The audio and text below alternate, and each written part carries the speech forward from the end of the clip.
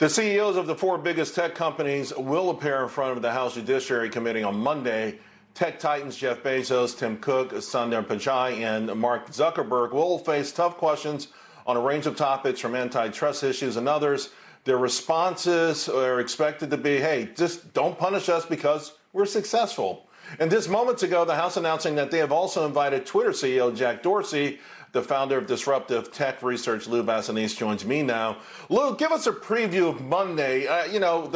That first time that Mark Zuckerberg went there, he was accused of sending an Android, a little bit more demonstrative, and I think they're more engaging. But preliminarily, we're hearing from these companies that they shouldn't be targeted because they've achieved success in America.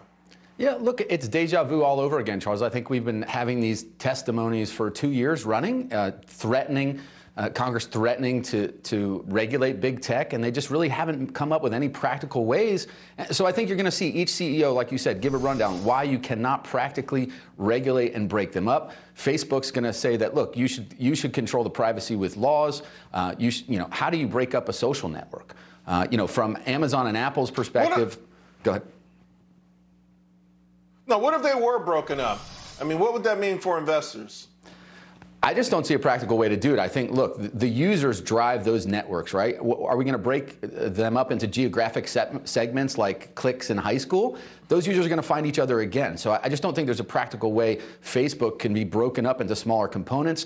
I think a practical one thing that could be done is prevent Facebook from acquiring any other large social networks. But they really haven't made an acquisition since 2014. So that's not really even driving their scale. Look at Google. I mean, they're going to argue they're the king of search, and that's the glue that brings the advertisers to them. Well, I hope they don't break it up like the high school cafeteria, because I was always sitting by myself. Just joking. All right, you're the tech guy. What's your favorite name right now? Because you know what? We hear about the same 4 or 5 names, but there's a lot of good names out there. Listen, we've talked about this before. I love semiconductors. There's a lot of big names in semiconductors. I think with this market run-up, you have to go down in market cap. My favorite name is Atomera. It's a semiconductor technology company. I believe, could be the next ARM Holdings, which was taken out for over $30 billion. They've come up with a disruptive technology to improve performance for all types of chips. So it's a very royalty-based business model, lots of scale, lots of leverage, and they're on the cusp of commercialization. Full disclaimer, it's one of my personal holdings, but it is one of my favorites out there. Yeah, I like the way Advanced Micro is trading today. Semi's been making new all-time highs.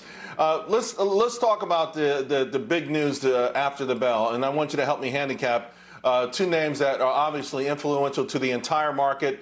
First, Microsoft. They've had a string of earnings beats that go back a couple of years. Your thoughts? Let's go with Microsoft first. They report, they beat, the stock goes up. It's been a wonderful thing, but there is more competition in cloud. In fact, we heard from IBM saying that they're now a legitimate cloud player. What do you see? Look, don't bet against Mr. Softy. I think they've proven quarter in, quarter out, they're going to beat expectations. This pandemic is driving more cloud business. That migration is happening out of necessity. So you're going to see strength in the gaming unit. You're going to see strength in the cloud segment. And you said it, like for 8 quarters in a row, the stock has risen after each earnings announcement. It's a well-known phenomenon. Well, I've only got 20 seconds. Tesla, will it meet or beat, and will it go up or down?